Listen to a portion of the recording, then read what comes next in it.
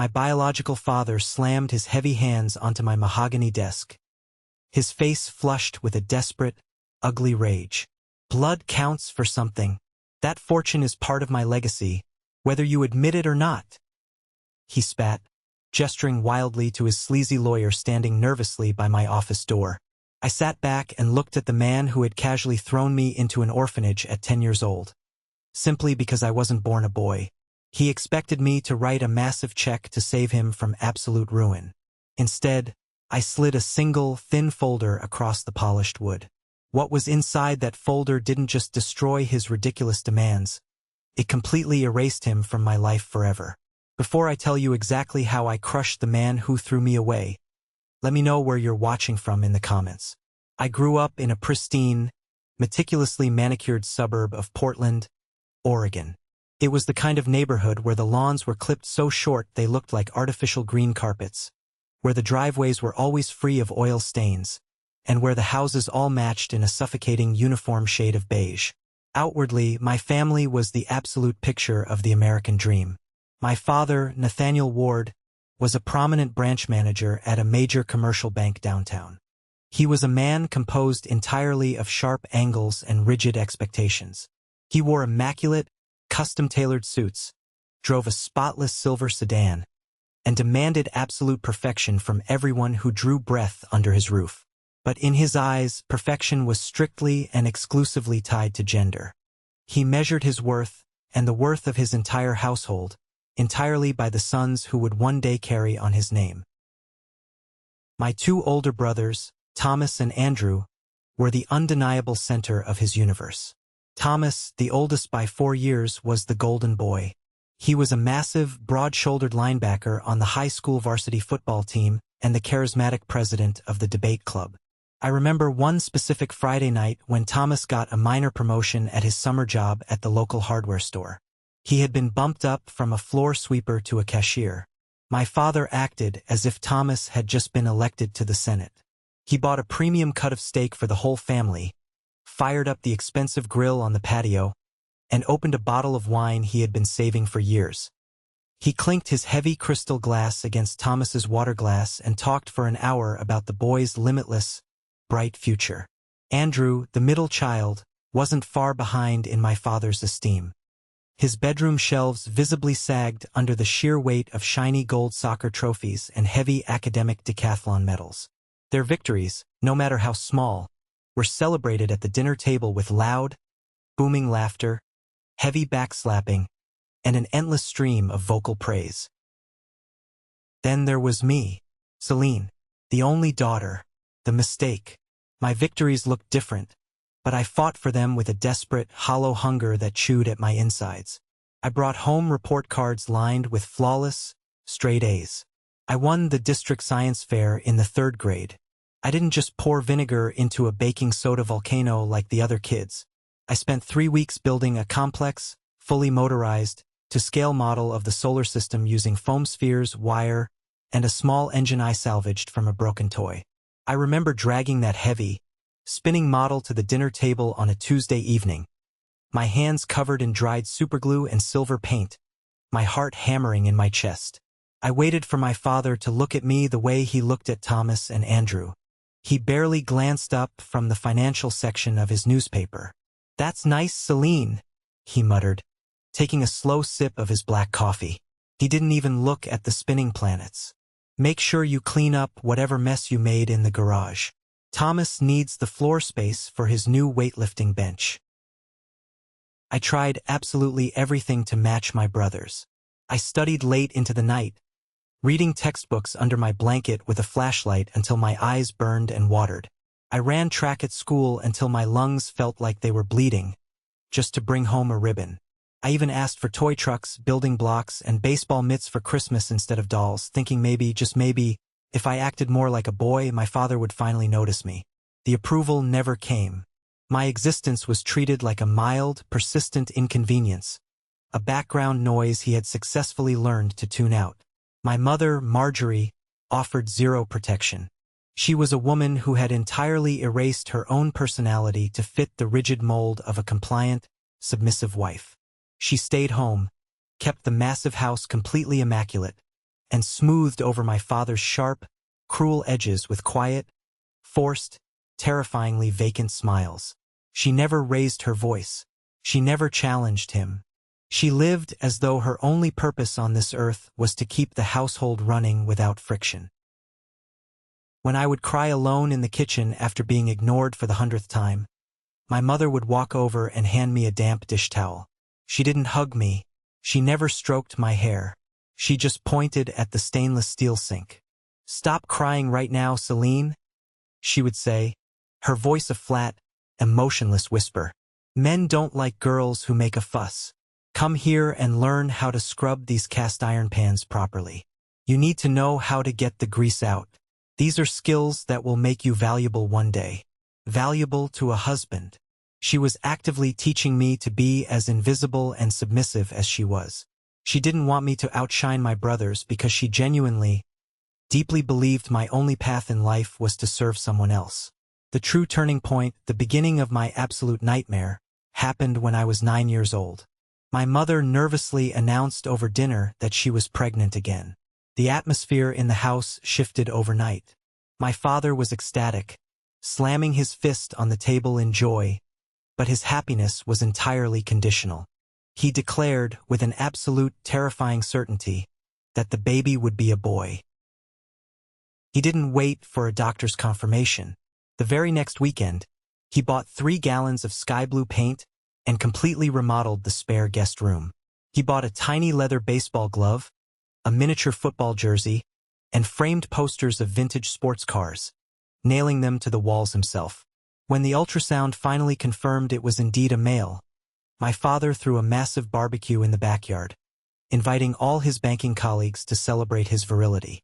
When my little brother, Daniel, was finally born, the dynamic in the house didn't just change. It shattered into jagged pieces. I remember standing in the doorway of the hospital room, clutching the doorframe.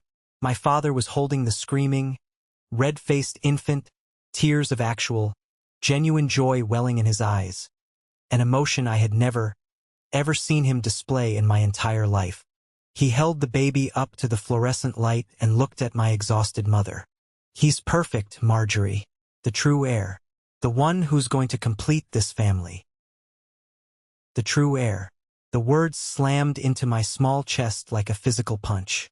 I was 10 years old, standing just a few feet away, but I felt like I had been violently shoved out of a moving car. I realized then that my father didn't just prefer boys. He viewed me as a genetic mistake, a massive waste of space. Over the next few months, as the house revolved around baby Daniel, I became entirely invisible. But being invisible wasn't enough for my father. As I grew older, I was taking up resources. I was a financial liability in a house run by an accountant. The moment that broke my childhood, the memory that is burned into the back of my eyelids, happened late on a freezing Tuesday night in November. I had snuck out of my bedroom to get a glass of water from the kitchen. The hallway was pitch black. As I tiptoed past my father's home office, I saw the heavy oak door cracked open just an inch. A sliver of yellow light spilled onto the carpet. I heard my father's deep voice, laced with a cold, terrifying calculation. "We have 3 boys to put through university now, Marjorie," he said, the sound of ice clinking in his whiskey glass echoing in the quiet room. "The college fund is going to be stretched incredibly thin. We need to prioritize the investments that will actually yield a return." "I know, Nathaniel," my mother replied, her voice trembling slightly, barely audible over the hum of the heating vent. "But what are you suggesting we do?" "I'm suggesting we fix the mistake we made 10 years ago," he said bluntly, without a single ounce of hesitation. "She's a massive drain on our resources, and honestly, she doesn't fit in here. She's always staring at me, always sullen. I've been talking to a lawyer downtown who specializes in family law. If we claim she has severe, unmanageable psychological issues, if we say she's shown aggressive behavior and is a danger to the new baby, the state will step in. They'll take her away. It's a clean break. The state takes the financial burden of feeding and housing her, and we can focus all our capital on the boys." I stopped breathing. The floorboards beneath my bare feet felt like blocks of solid ice. I pressed my hands hard over my mouth to muffle the violent sob tearing up my throat. "Nathaniel, she's our daughter," my mother whispered. It was the weakest, most pathetic defense I had ever heard. "She's a liability," he snapped, his voice sharp like a cracking whip, "and I won't let her jeopardize Daniel's future. We start laying the groundwork tomorrow. I want her gone before Christmas." I didn't sleep a single minute that night. I lay in my bed, staring blindly at the ceiling, my small body completely rigid with a terror so deep it made my bones ache. I kept staring at my bedroom door, waiting for my mother to burst through, to tell me she had stopped him, to pack our bags and run away into the night with me. I waited for hours. She never came. The next morning, the house was suffocatingly quiet, thick with a tension that felt like poison gas. I walked downstairs to the kitchen, my stomach twisting in violent knots. My father was sitting at the head of the long dining table, sipping his black coffee, dressed in his immaculate navy suit, looking completely unfazed. My mother was standing at the stove, her back to the room. She wouldn't look at me. She wouldn't even turn her head. Baby Daniel was sitting in his high chair near the island, babbling happily and waving his little fists, completely oblivious to the nightmare unfolding around him. I walked slowly past him to grab a ceramic bowl for my cereal. I didn't touch him. I didn't even look in his direction. Suddenly, Daniel let out a sharp, piercing shriek. He had simply dropped his plastic spoon onto the floor, but my father leaped out of his chair with terrifying speed. His chair knocked backward, crashing loudly onto the hardwood floor. "What did you do to him?" my father roared, his face twisting into a mask of pure, manufactured, theatrical fury. I froze, the heavy cereal box slipping from my shaking hands and spilling all over the counter. "Nothing. I swear. I didn't touch him. He just dropped his spoon." "Don't lie to me." My father crossed the kitchen in 2 massive strides and grabbed my upper arm. His thick fingers dug into my skin, gripping me tight enough to leave deep purple bruises. He yanked me violently away from the high chair. "I saw you. I saw you pinch him. You're trying to hurt your baby brother because you're jealous." "No. Please, Dad, no." I screamed, tears streaming down my face as I tried to pull my arm away. I looked desperately at my mother. "Mom, tell him. You were standing right there. You saw me. I didn't even touch him." My mother slowly turned around from the stove. Her face was chalk white, her eyes hollow and completely dead. She looked down at the floor tiles, refusing to meet my desperate, pleading gaze. I think I saw her do it, Nathaniel," she lied, her voice shaking but clear enough to seal my fate. "She's been so aggressive lately. I don't feel safe with her around the baby anymore." My heart stopped beating. The betrayal was absolute, complete, and devastating. It was a physical blow to my chest that knocked the wind out of me. My own mother, the woman who gave birth to me, was actively, knowingly participating in a fabricated lie to throw me away, just to maintain her comfortable life and please her tyrant of a husband. "That's it," my father declared, letting go of my arm and pointing toward the stairs. "Go up to your room. Pack your things. 1 suitcase. Only what's essential. You're leaving." "Where am I going?" I sobbed, my knees buckling as I sank to the cold kitchen floor. "Somewhere they know exactly how to deal with disturbed, violent children," he said coldly, adjusting his tie. "You have exactly 1 hour. Don't make me come up there." I pulled myself up and walked up the stairs like a mechanical zombie. My bedroom, with its pale pink walls and white wooden furniture, suddenly felt like a stranger's house. I pulled my small, battered blue suitcase from the back of the closet. My hands were shaking so violently I could barely work the metal zipper. What was essential when your entire life was being deleted? What do you pack when you are being erased? I folded 3 pairs of worn jeans, a few heavy sweaters, and the battered paperback books that had been my only escape from the reality of that house. I tucked my worn, stuffed gray rabbit, the only toy I had ever truly loved, into the corner of the suitcase. Finally, I reached for my nightstand. Sitting there was a framed photograph of our family from 2 Christmases ago, taken before Daniel was born. I stared at the faces trapped behind the glass. My father looking stoic and important. My brothers smiling proudly. My mother looking timid and small. And me standing slightly off to the side, leaning in, trying so desperately hard to look like I belonged in the frame. I shoved the heavy frame into the suitcase, burying it under a sweater, and zipped it shut. The car ride to downtown Portland was completely silent. The sky outside was a heavy, damp gray, mirroring the absolute dread pooling in my stomach. Cold rain streaked down the tinted windows. My father drove with a relaxed, easy grip on the steering wheel, as if he were just running a routine errand to the dry cleaners. My mother sat in the passenger seat, staring straight ahead, completely mute. He pulled the car up to a squat, depressing brick building surrounded by a cracked concrete parking lot.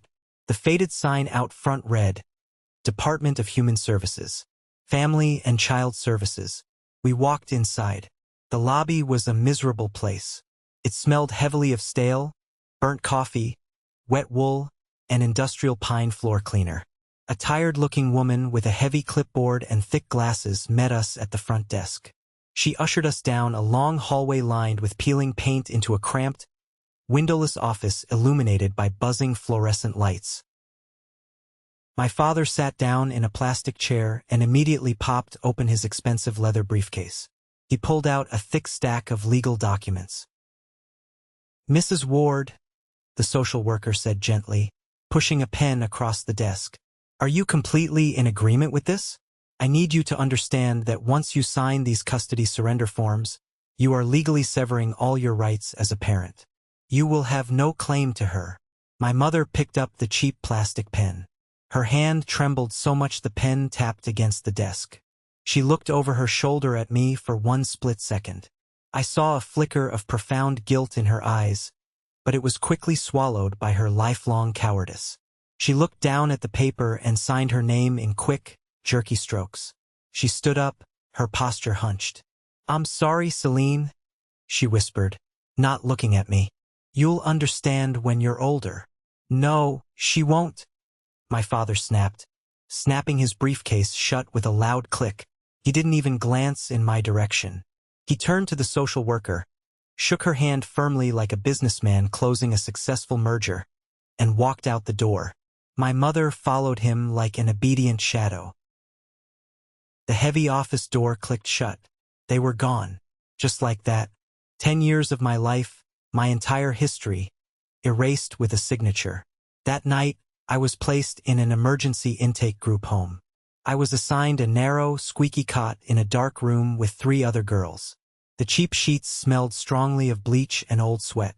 The air was thick with the sound of quiet, muffled sobbing coming from the bed across the room. I sat up on my cot in the dark. I unzipped my suitcase, dug through my clothes, and pulled out the framed family photograph. I traced my finger over my father's face, then my mother's. The pain in my chest was so intense, so physically agonizing, I genuinely thought my ribs would snap in half. But then, as I stared at the people who had discarded me like garbage, something shifted deep inside me. The sorrow burned away like fog under a hot sun, leaving behind a cold, hard, unbreakable anger.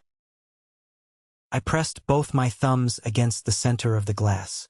I pushed hard until it spider-webbed and cracked.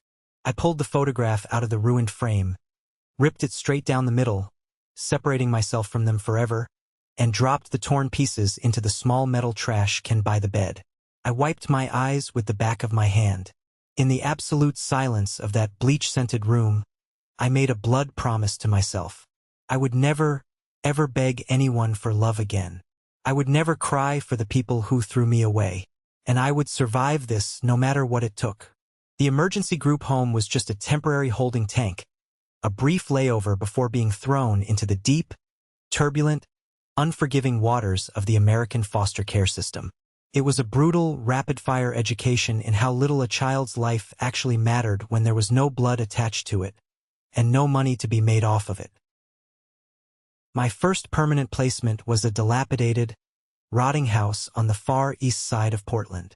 6 other foster children were crammed into 3 tiny, poorly ventilated bedrooms. The foster parents, a heavily tattooed man who constantly smoked on the porch, and his chronically exhausted, chain-smoking wife, operated the house less like a family and more like a low-budget, poorly managed penal colony. They were clearly and unapologetically in it solely for the monthly state stipend checks. To them, we weren't children, we were a salary. Survival in that house meant learning to become a shadow. The older kids, teenagers who had been hardened and brutalized by years bouncing around the system, were ruthless. They stole food from the younger ones, claimed the best, thickest blankets during the freezing winters, and established a vicious hierarchy based entirely on physical intimidation. I learned very quickly that crying made you a prime target. Speaking up got you shoved down the stairs when the foster parents weren't looking. I became a ghost. I learned how to walk across the warped floorboards without making a single sound. I learned to eat my small, pathetic portions of cold macaroni and cheese in under 3 minutes so no one could snatch my plastic plate away. I woke up at 5 in the morning, long before the sun rose, to do my assigned chores, scrubbing the moldy bathrooms with harsh chemicals and sweeping the entire first floor, just to avoid running into the older boys in the hallway. When that placement inevitably collapsed 6 months later after the police were called to break up a violent, bloody fight in the living room, I was packed up like a cheap parcel and shipped back to the agency. My second foster home felt like a completely different kind of twisted trap. They were a middle-aged, upper-middle-class couple living in a pristine neighborhood. They couldn't have children of their own, and their house was filled with expensive, fragile things. For the first 2 weeks, it felt like a bizarre dream. They bought me 3 new, frilly dresses, a pair of expensive white sneakers, and spoke to me in soft, hushed, artificial tones. They constantly called me sweetheart and princess. But the illusion shattered rapidly. They didn't actually want a traumatized, guarded 10-year-old girl with severe abandonment issues. They wanted a life-sized, compliant doll. They wanted a bubbly, affectionate little girl who would hug them on command, smile brightly for their pretentious country club friends, and magically erase decades of their infertility grief. I simply couldn't do it. My body went completely rigid whenever they tried to pull me into a hug. I couldn't fake the bright, mindless smiles they demanded. I was deeply scarred, secretly grieving the horrific loss of my biological family, and absolutely terrified of trusting anyone new. By the second month, their gentle, loving tones turned to sharp, constant criticism. "Why are you always so sullen, Celine?" the foster mother would complain. Her lips pursed in tight frustration as she watched me read a book. "We bought you that beautiful floral dress, and you haven't even thanked us properly. You won't even twirl in it for my sister. You're so ungrateful." They returned me to the agency like a defective, broken appliance. I remember the drive back to the DHS building, sitting in the pristine leather back seat of their expensive SUV, watching the heavy rain hit the window. I felt absolutely nothing. The numbness was my only armor. My third placement was a highly organized, sterile suburban home. The parents were strictly business. Everything was scheduled, locked up, and meticulously budgeted. They didn't physically abuse me, but they didn't look at me as a human being either. I was literally a line item on their monthly Excel spreadsheet. I earned my keep by doing heavy, exhausting yard work, pulling weeds, mowing the lawn, painting fences, and keeping the inside of the house flawlessly spotless. Their smiles never reached their eyes, and I quickly stopped expecting them to. Through all this endless chaos, I clung desperately to the one thing nobody could take away from me: my brain. School became my ultimate sanctuary. The chaotic hallways and loud cafeterias terrified me, so I hid in the back corner of the library every single day. I buried my nose in thick history textbooks. I completed massive extra credit assignments that weren't even required. I maintained a flawless, untouchable straight-A record. My teachers constantly praised me for being a model, studious, quiet student. But they were looking at me all wrong. They saw academic discipline. They didn't see that my absolute silence and my manic obsession with grades was an extreme defense mechanism. I genuinely believed that if I was perfect on paper, the state wouldn't send me to a worse house. I believed my intelligence was the only shield I had left to keep myself from being destroyed. The only person who saw through my flawless, invisible act was my assigned social worker, Elena Torres. Elena was a terrifying force of nature. She was a fiery, sharp-eyed woman who constantly carried a massive, overstuffed clipboard, wore sensible shoes, and drank terrible, bitter agency coffee from a battered thermos. Unlike the dozens of other overworked social workers who just ticked boxes on a form and rushed through their mandatory monthly visits, Elena actually looked directly at me. During one of her visits to my third foster home, we sat across from each other at the sterile, glass dining room table. The foster mother hovered in the kitchen, pretending to wipe down the counters, clearly trying to listen in. Elena reviewed my pristine report card. She didn't smile. She didn't offer fake praise. She just tapped her cheap pen against the paper. "You're brilliant, Celine," she said, her voice low and intense, keeping it quiet enough that the woman in the kitchen couldn't hear a word. "But you're hiding behind these grades. You're building a massive fortress out of A+. You think if you don't make a sound, if you don't take up any space, nobody can hurt you." I kept my eyes glued to the glass table. I didn't say a single word. My jaw was clenched so tight my teeth ached. "You can't live your whole life holding your breath, kiddo," Elena continued softly, leaning in closer. "You're 11 years old. You're supposed to be loud. You're supposed to make messes. You're supposed to make mistakes." She reached into her battered leather tote bag and pulled out a thick manila folder. It looked different from the standard state files. "I have a new file for you," she said. I instantly tensed up, my heart rate spiking. A new file meant a new house, new rules, new people to avoid, new ways to be disappointed. "I'm fine here," I whispered defensively, crossing my arms tight over my chest. "I do my chores. I don't cause trouble. Don't move me." "I know you don't cause trouble," Elena sighed, rubbing the bridge of her nose. "But you're not living here, Celine. You're just surviving. And I found someone who doesn't want a perfect, silent child. He doesn't want a free maid. He just wants a kid who needs a home." She slid the folder across the table until it touched my hands. "His name is James Calder. He's 62 years old. He's a widower. He lives out near the hills. He specifically asked the agency for an older child. Someone the system usually completely gives up on." I stared at the closed folder. 62. A widower. It sounded like an absolute recipe for disaster. Why would an old man living alone want an 11-year-old girl with extreme baggage? What did he expect from me? "I won't call him Dad," I said, my voice hard, cold, and defiant, testing Elena's patience, trying to make her take the folder back. Elena just smiled, a genuine, warm smile that reached her eyes. "He doesn't want you to. He just wants to meet you. Come on, Celine. Give me one single afternoon. If you hate it, if you get a bad feeling, I'll bring you right back to this perfectly clean, perfectly miserable house. I promise." I looked at the folder again. Calder. It was just a name on a piece of paper. I didn't know it yet, but that piece of paper was the exact map that would lead me out of hell.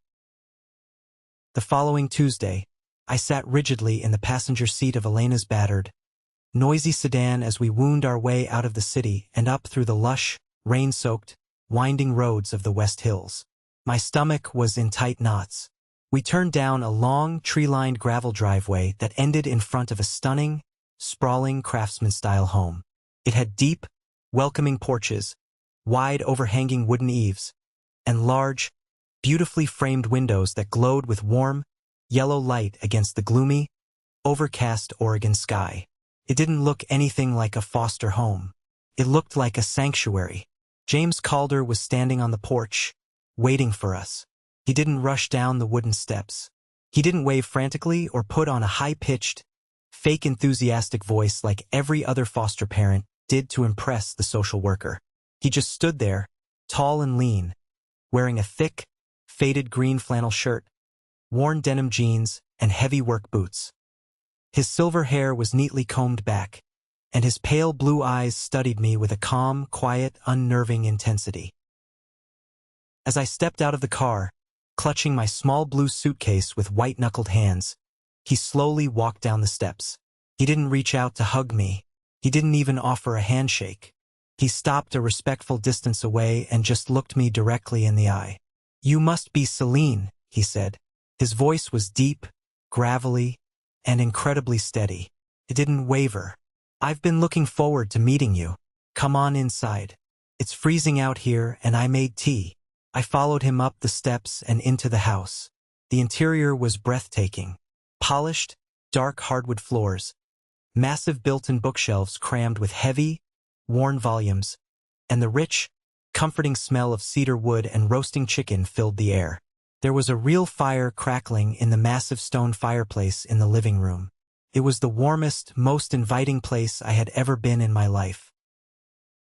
James led me down a wide hallway to a room at the very end. He opened the solid wood door and stepped aside, gesturing for me to go in. I walked in cautiously. The room was incredibly spacious, with a large bay window looking out into the dense, green forest behind the house. There was a solid oak desk in the corner, a comfortable bed covered with a thick, handmade quilt, and a tall, empty bookshelf. But what immediately caught my attention were the walls.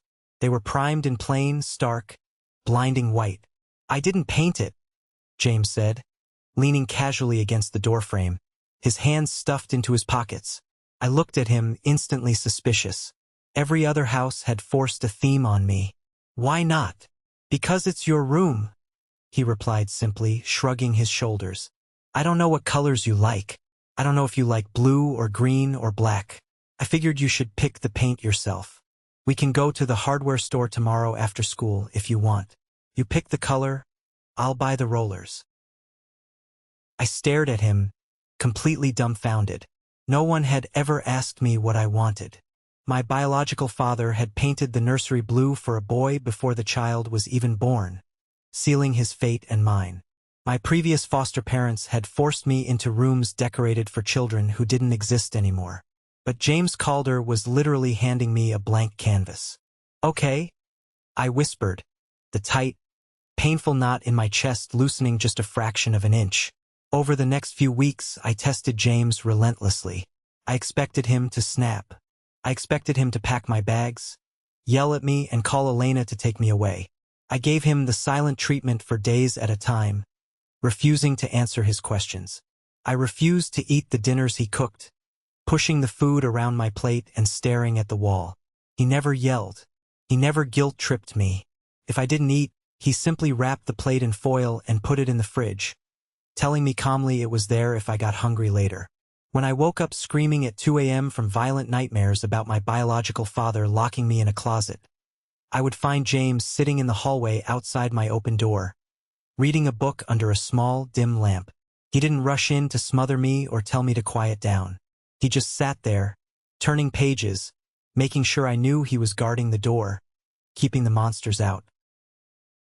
The real turning point, the moment that bonded us forever, happened during Thanksgiving. James had invited some of his extended family over, a brother, a sister-in-law, and a few grown nieces. The house was loud, filled with strangers, and I was terrified. I hid in the kitchen, standing by the sink, pretending to help dry the silverware. His sister-in-law, Martha, a sharp-featured woman wearing far too much expensive perfume, leaned heavily against the kitchen counter, sipping a large glass of red wine. She looked me up and down with obvious, dripping disdain. "So, James," she said loudly, clearly projecting her voice so everyone in the adjacent dining room could hear, "is this the charity case? Are you sure you know what you're doing? Taking in a troubled, older preteen from the state? You don't know what kind of bad blood she has. At your age, you should be relaxing, taking cruises, not playing savior to someone else's genetic problem." My blood ran ice cold. The heavy silver fork I was holding clattered loudly into the stainless steel sink. I squeezed my eyes shut, bracing myself. I prepared for James to agree with her, to laugh awkwardly, to apologize for my presence and send me to my room. Instead, I heard the heavy, violent thud of a large carving knife hitting the wooden cutting board. James stepped directly in front of me, his broad shoulders completely blocking the woman's view of me. His face was like carved stone. The easygoing, gentle man was instantly gone, replaced by a fierce, terrifying protector. "Martha," James said, his voice dropping to a dangerous, icy register that made the hairs on my arms stand up. "Put your wine glass down on the counter. Get your coat. You're leaving right now." The kitchen went dead silent. "Excuse me?" she stammered, her face flushing a deep, embarrassed red. "James, don't be ridiculous. I was just—" "You were disrespecting my daughter in her own home," James interrupted, his tone leaving absolutely zero room for debate or negotiation. "Celine is not a charity case. She is family. And nobody, absolutely nobody, disrespects my family under my roof. Get out." He literally kicked his own blood relatives out on Thanksgiving to protect a foster kid. As the heavy front door slammed shut behind them, James turned to me. He let out a long breath, ran a hand through his silver hair, and offered a small, genuinely apologetic smile. "Sorry about that, kiddo. Martha always was a miserable, bitter woman. Let's eat, shall we?" That night, alone in my room, I cried for the first time in over a year. But I didn't cry from sadness. I cried because, for the first time in my entire life, I felt completely, undeniably, fiercely protected. A year later, at age 12, the adoption was finalized. We stood in the polished, wood-paneled courtroom. The judge smiled, slammed his wooden gavel, and I officially became Celine Calder. I looked up at James, my father. He didn't make a big, theatrical speech. He just placed his large, warm, calloused hand on my shoulder and squeezed gently. It was the most profound, securing anchor I had ever felt. James didn't just give me a last name. He gave me a massive, wide-open future. He noticed that I was constantly sketching in my notebooks, not drawing princesses or animals, but drawing intricate floor plans, houses, and city streets. I was subconsciously trying to design spaces where people couldn't be hurt. Instead of ignoring it, James fed that passion with everything he had. On weekends, he drove me all over Oregon. He took me to the historic Pittock Mansion, spending hours explaining the structural integrity of the grand staircase and the weight distribution of the roof. He took me downtown to the Keller Fountain Park, making me study how the brutalist concrete steps manipulated the flow of water. One afternoon, as we stood looking up at a towering, modern glass skyscraper in downtown Portland, James pointed to the massive steel support beams visible through the lobby windows. A lot of people think architecture is just about building thick walls to keep the weather out, or building walls to lock people in. He told me, his eyes crinkling against the bright sun. But that's not true, Celine. Good architecture is about designing spaces that welcome the light. It's about building a foundation so incredibly strong that the people inside feel safe enough to truly live. He looked down at me, his pale blue eyes filled with absolute, unwavering belief. "You have a brilliant mind, kiddo. You're going to build incredible things. I know it." With James standing solidly behind me, the traumatized, invisible, terrified girl vanished. I threw myself into my studies with a new, healthy, blazing fire. I wasn't studying out of fear of being thrown away anymore. I was studying out of pure passion. I graduated high school at the very top of my class. And when the thick acceptance letter to Cornell University's prestigious architecture program arrived in the mail, James framed it in thick oak and hung it right in the center of the living room wall, right above the fireplace. He didn't have a massive college fund saved up for me, or so I thought at the time, but he worked extra hours consulting, took out loans, and made absolutely sure I never had to worry about a single tuition bill. I was on my way. I was finally building my own life, and I had absolutely no idea that a few decades later, the massive fortune James was secretly building for me would become the very weapon I would use to utterly destroy the man who threw me away. By the time I hit my late 20s, I had built a thick armor made of ambition and caffeine. I was working at one of the most prestigious commercial architecture firms in the Pacific Northwest. Outwardly, I was a massive success story. I was the youngest junior architect on the floor, but the reality was a brutal, exhausting grind. I was working 14-hour days, 6 days a week, designing parking garages and sterile office lobbies. I was bringing in massive contracts for the partners, but my starting salary barely covered the rent for my tiny studio apartment downtown. I was desperate for a promotion. I wanted to build community centers, shelters, places that actually mattered, but I was stuck drafting glass boxes for corporate billionaires. Through it all, James was my absolute rock. Every Sunday morning, without fail, I drove out to the house in the West Hills. We would sit on the back porch, drink black coffee, and talk about everything from structural engineering to the changing seasons. He never pressured me. He just listened. He was the only person in the world who made the noise in my head stop. Then the ground fell out from under me. Started small. James looked a little thinner around the holidays. He brushed it off as getting older, saying his appetite wasn't what it used to be. But a few months after my 30th birthday, the truth hit us like a freight train. Stage 4 pancreatic cancer. The doctors were blunt. It was aggressive, it was advanced, and it was terminal. I didn't even hesitate. I walked into my managing partner's office the very next morning, handed over my massive portfolio of active projects, and quit. I didn't care about the salary. I didn't care about the promotion I was finally in line for. The only thing that mattered was the man who had saved my life when I was 11 years old. I moved back into the room James had let me paint all those years ago. The house that had once felt so enormous and full of life suddenly felt like a ticking clock. We didn't opt for the aggressive chemotherapy that would keep him tied to a hospital bed. James made it incredibly clear. He wanted to be home. He wanted to look at his trees. Those last 6 months were the hardest, most beautiful days of my life. The mornings were dictated by harsh reality. Managing his pain medication schedules, helping him walk to the sunroom, blending soft foods he could actually swallow. But the afternoons belonged to us. We sat by the large bay window watching the rain hit the glass. I would show him my private sketchbooks. Not the corporate glass boxes I drafted for the firm, but the real designs. Affordable housing units that actually looked like homes. Community centers with massive skylights. Even as his physical body withered away, his mind remained incredibly sharp. One evening, the pain was particularly bad. He gripped the arms of his chair, his knuckles turning white. I sat on the floor next to him, holding his hand, feeling completely helpless. He looked down at me, his breathing shallow and labored. "Don't let them turn you cold, Celine," he whispered, his voice raspy. "You survived the worst parts of this world. Don't let the corporate grind extinguish that fire in you. Build something that outlives us both. Promise me." "I promise, Dad," I choked out, tears spilling hot down my cheeks. It was the first time I had called him Dad out loud. He smiled, closed his eyes, and squeezed my hand. 3 days later, the house went completely silent. The funeral was a blur of gray skies and black umbrellas.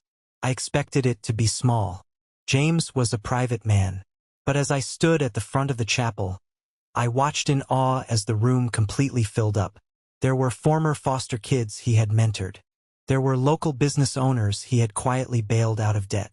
There were neighbors, librarians, and mechanics. He had woven a massive safety net of kindness throughout the entire city, and he had never bragged about it once. I stood at the podium and delivered his eulogy. I didn't cry. I spoke with absolute clarity. I told the crowded room that James Calder didn't just give me a home. He gave me my humanity back. A week after the funeral, I received a stiff, formal letter from his lawyer requesting a meeting regarding the estate. I drove downtown expecting a quick reading of a simple will.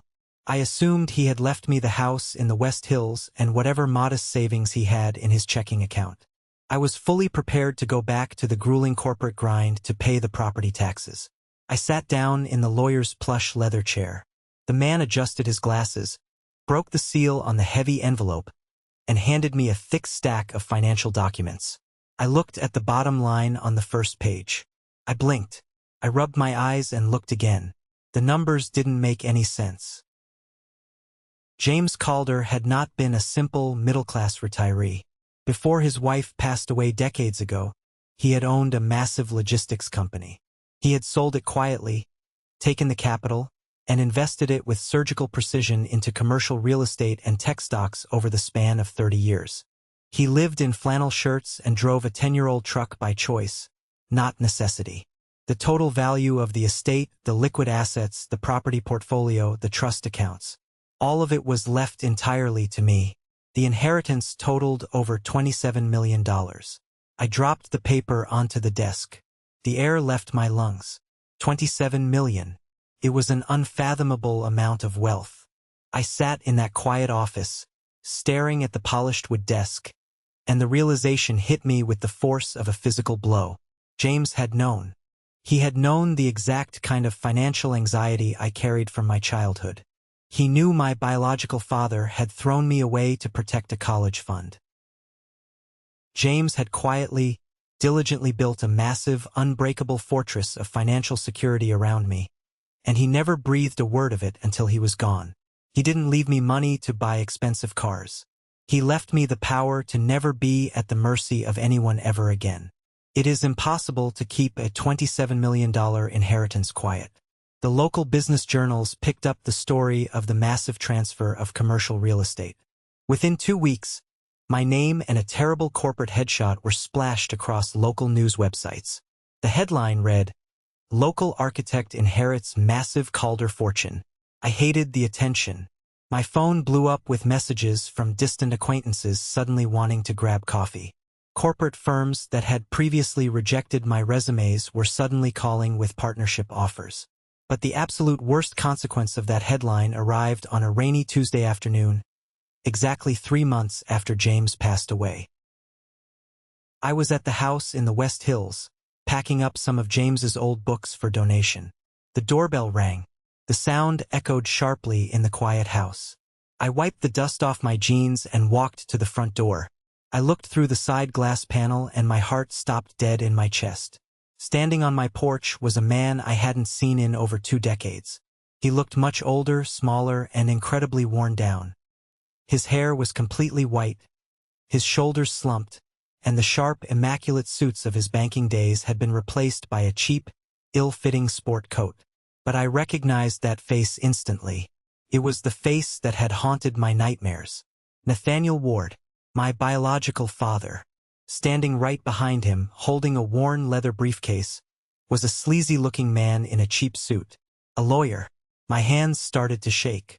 The 10-year-old girl inside me wanted to run and hide in the closet. But the 30-year-old woman, the woman James Calder had raised, took a deep breath, unlocked the deadbolt, and pulled the door open just a few inches. Nathaniel offered a weak, practiced smile. It didn't reach his eyes. "Celine," he said, his voice raspy. "It's me, your father. I know exactly who you are," I said, my voice dangerously calm. "What do you want?" "I've been looking for you for years," he lied smoothly, taking a half-step forward as if he expected me to invite him in. "When I read the news about your situation, I knew it was a sign. It's time to heal the past. It's time to make things right. Family belongs together." I stared at him. The sheer, unadulterated audacity of the man made my blood boil. "You didn't look for me," I stated flatly. "You threw me away like garbage because I was a girl. You haven't cared if I was dead or alive for 20 years. You read a headline about money. Don't insult my intelligence." His fake smile faltered. The lawyer stepped forward, clearing his throat. "Miss Calder, please. Mr. Ward has been through a tremendous amount of hardship. We are simply hoping for a private, out-of-court discussion regarding a fair portion of the estate. He is your biological father. In the eyes of public opinion, you owe him a debt of gratitude for bringing you into this world." I let out a harsh, bitter laugh. "A debt of gratitude? I owe you nothing. Get off my porch before I call the police." I slammed the heavy wooden door right in their faces and threw the deadbolt. I leaned back against the wood, my heart hammering against my ribs. I didn't panic. I went straight to my desk, opened my laptop, and called the most ruthless private investigator in Portland. I paid him a premium retainer and gave him Nathaniel Ward's name. "I want everything," I told him. "Financials, real estate, family history. Rip his life wide open. 3 days later, the PI sat in my living room and handed me a thick, damning dossier. The picture it painted was incredibly satisfying. Nathaniel Ward's perfect, arrogant life had completely imploded. Karma had absolutely destroyed him. He had developed a severe gambling addiction in his 50s, funneling his massive banking salary into offshore casinos. The financial strain had led to a brutal public divorce from my mother, Marjorie. She had taken whatever scraps of money were left and moved to Florida, cutting off all contact with him. But it got better. His precious sons, Thomas and Andrew, the golden boys he had sacrificed me for, they despised him. When Nathaniel tried to drain their trust funds to pay his gambling markers, they legally completely severed ties with him. They changed their phone numbers. They refused to let him see his grandchildren. The man was drowning. He had been fired from the bank for embezzling client funds to cover his tracks. He was facing multiple civil lawsuits. The bank was actively foreclosing on his final, heavily mortgaged property. He was literally weeks away from being homeless. He didn't come to my door looking for a daughter. He came looking for an ATM. The next morning, his sleazy lawyer called my phone. I put him on speaker. "Ms. Calder," the lawyer said, his tone slick and threatening. "My client is prepared to go to the local press. He has an incredibly compelling story. A wealthy man, James Calder, using his influence to essentially buy a vulnerable child from a struggling family. The media would have a field day with the implications. It would entirely ruin your late adoptive father's pristine reputation. However, we are willing to sign a strict non-disclosure agreement in exchange for a one-time settlement of $2 million. Blackmail. He was trying to smear the only man who ever loved me. I didn't yell. I didn't argue. I looked at the PI's report sitting on my desk. I smiled. Cold, hard, dangerous smile. "Fine," I said into the phone. "Bring your client to my corporate office downtown tomorrow at noon. We will settle this permanently." My office was located on the 40th floor of a sleek glass high-rise downtown. It was a space designed to intimidate. Floor-to-ceiling windows overlooking the entire city, massive mahogany conference tables, and absolute silence. I wore a sharp, tailored black suit. I pulled my hair back tight. I didn't look like the terrified 10-year-old girl he threw away. I looked like $27 million of pure, concentrated power. At exactly noon, the receptionist escorted Nathaniel and his lawyer into the massive conference room. Nathaniel looked around, trying to hide how desperately impressed he was by the wealth on display. He sat down across the expansive wooden table from me, puffing out his chest, trying to project the arrogant banker he used to be. "I'm glad you finally saw reason, Celine," Nathaniel began, lacing his fingers together on the table. "This doesn't have to be ugly. A $2 million settlement is a drop in the bucket for you. Think of it as retroactive child support. Blood counts for something. That fortune is part of my legacy, whether you admit it or not." I didn't say a word. I just watched him sweat under the harsh corporate lighting. I slowly picked up a single, thin manila folder and slid it precisely across the polished mahogany. It stopped right in front of his hands. "Open it," I commanded. My voice echoed sharply in the large room. His lawyer frowned and opened the folder. The first document was a heavily stamped legal copy of the custody surrender forms he had signed 20 years ago. "You want to go to the press?" I asked, leaning forward, resting my elbows on the table. "Please do, because when you talk to the reporters, I will hand them this. A sworn, notarized legal affidavit where you explicitly claimed I was violently aggressive and a physical danger to your infant son. You fabricated a psychotic diagnosis to legally dump me into the state system without paying a dime of child support. You didn't give me up out of hardship. You threw me away to protect your college fund." Nathaniel's face went completely pale. The arrogant smirk vanished. That was a long time ago. People make mistakes in times of extreme stress. "Keep reading," I instructed coldly. The lawyer flipped the page. It was a detailed, highlighted summary from my private investigator. It listed every single one of his massive gambling debts. It listed his termination for embezzlement. It listed the court documents showing his beloved sons, Thomas and Andrew, had filed restraining orders against him. "You have no family," I stated, my voice slicing through the air like a scalpel. "Your wife left you. The sons you worshipped despise you. You are a complete fraud. And if you ever speak James Calder's name again, I will personally fund the district attorney's investigation into your embezzlement charges. I will bury you in so much legal debt your grandchildren will be paying it off." Nathaniel's hands started to shake violently. He looked at his lawyer, panic flooding his eyes. The lawyer was sweating profusely, realizing he had picked a fight with a billionaire who had the receipts to destroy them both. You can't do this," Nathaniel stammered, his voice cracking. "I'm your father. I'm about to lose my house.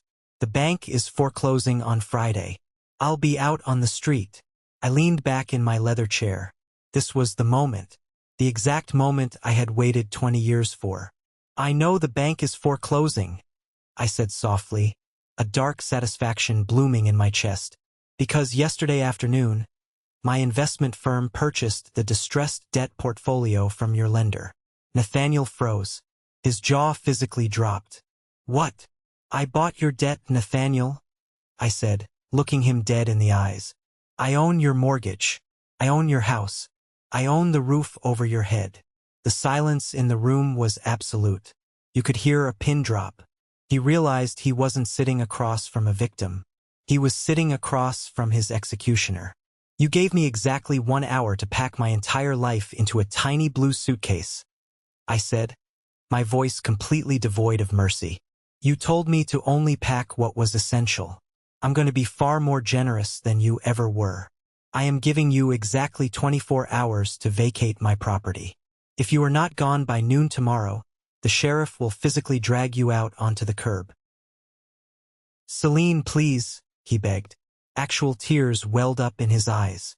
The great, powerful Nathaniel Ward was reduced to a weeping, pathetic shell. "I have nowhere to go. I have no money. Please, I'm begging you. I made a promise to myself the night you left me in that orphanage," I replied, standing up from the table. "I promised I would never beg anyone for love, and I certainly don't respond to beggars. Get out of my building." I turned my back on him and walked out of the conference room. I didn't look back. The security guards escorted them to the elevators. I watched from the glass walls of my office as he stumbled out onto the rainy pavement, completely broken, utterly defeated, and entirely erased from my life. It was the most satisfying breath I had ever taken. 2 weeks after I evicted Nathaniel Ward from his house, an unexpected email landed in my private inbox. The subject line simply read, "It's Jason." Jason, the middle brother, the one who had always stayed quiet, head down, terrified of my father's wrath. The email was long, awkward, and incredibly painful to read. He didn't ask for a single dime. He didn't ask for a loan. He just apologized. He apologized for being a coward when we were kids. He apologized for standing in the kitchen and watching my father drag me out the door. He told me he had finally broken free of the toxic cycle our father created, and he just wanted to know if I was okay. I agreed to meet him at a small, neutral coffee shop downtown. When I walked in, I barely recognized him. He looked tired, but the arrogance of our childhood was gone. We sat in a booth by the window. The conversation was incredibly strained at first, filled with heavy pauses.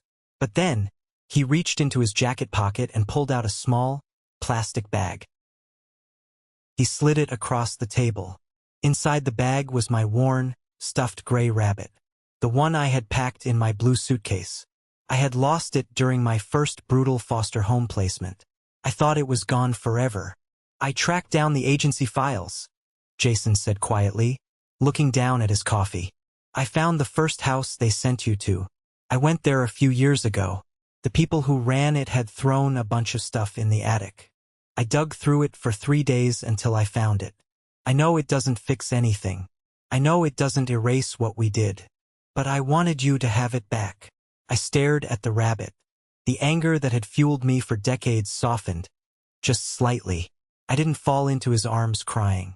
The damage was too deep for a miraculous, movie-style reconciliation. I established incredibly strict boundaries. But as I took the rabbit and put it in my bag, I nodded. It was a tentative step. A severely damaged bridge that might one day hold weight again. I left the coffee shop feeling lighter than I had in years. The past was finally dealt with. It was time to build the future. I took the $27 million James Calder left me and I went to work. I didn't buy a yacht. I didn't buy a fleet of sports cars. I bought 3 massive, abandoned commercial lots in the Portland area. I designed the buildings myself. No sterile glass boxes. No cold concrete. I designed warm, beautiful, heavily fortified structures with massive windows, interior courtyards, and state-of-the-art security. I founded the Calder Foundation for Family Futures. Our primary mission was incredibly specific, providing high-quality, completely free, transitional housing, college funding, and intensive mental health counseling for young adults who were aging out of the American foster care system. The kids who had survived the nightmare I survived. 2 years later, we held the grand opening ribbon-cutting ceremony for our flagship building. The local press was there, the mayor was there, but the only people I cared about were the 50 young adults standing behind me, holding the keys to their very first real apartments. I stood at the podium under the bright Oregon sun. I looked out at the crowd. I reached up and touched the simple silver key pendant hanging around my neck, the very first key James Calder had ever given me. Family is not defined by blood, I said into the microphone, my voice ringing clear across the courtyard. Blood is just an accident of biology. Blood is what they use to chain you down. True family is a choice. It is the commitment to show up. It is the people who pick you up out of the dirt, dust you off, and choose to love you every single day, even when it's hard. When we actively choose each other, we build something infinitely stronger than a simple inheritance. We build a fortress. After the applause died down, the crowd mingled. I walked toward the entrance of the new building. A little girl, no older than 10, the exact age I was when my world ended, was standing near the doors. She was a younger sibling of one of our new residents. She looked terrified, clutching a small, battered backpack. I crouched down to her eye level. I didn't overwhelm her. I just smiled, a real, genuine smile. I held out my hand. She looked at my hand for a long moment. Then, slowly, she reached out and took it. Her grip was tight. I stood up, holding her hand, and together, we walked through the front doors, stepping out of the cold, and walking directly into the light. Thank you for sticking around and listening to my story. It's not easy to dig up those old ghosts, but if it helps even one person realize their worth, it was absolutely worth telling. I hope this resonated with you in some way, whether you've dealt with a toxic family or you're just trying to find your own path in the dark. Have you ever found yourself in a similar situation? Have you ever had to completely cut off toxic family members to save your own sanity? Let me know in the comments. I read every single one of them. Now, if you are still here, listening to my voice right at this very second, I have a special request for you. You belong to a very rare group of people. I want you to go down to the comments right now and simply type the letter W. W stands for winner. That is our secret code. It's the sign of the 1% Club, the incredible people who actually stick around to the very end of the journey. When I see that W, I know exactly who my real community is. If my story moved you, please hit that like button, and don't forget to follow the channel so we can keep sharing these journeys together. Stay strong, keep building your future, and I will see you in the next video.